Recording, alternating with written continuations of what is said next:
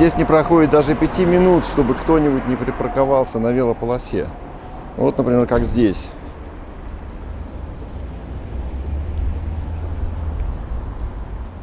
Но это большая угроза безопасности для велосипедистов, потому что им здесь придется выехать на полосу автомобильного движения.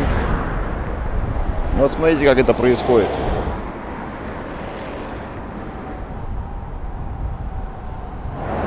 Но это следующий автомобиль.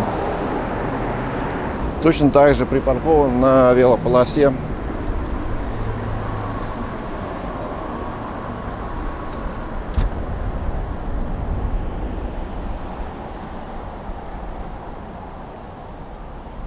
И еще один.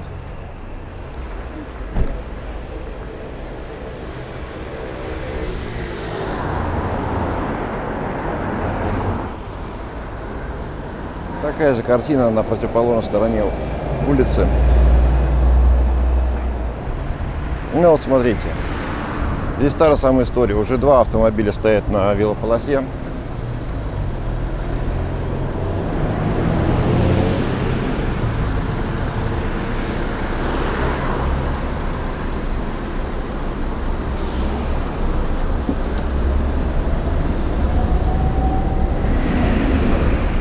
И второй автомобиль.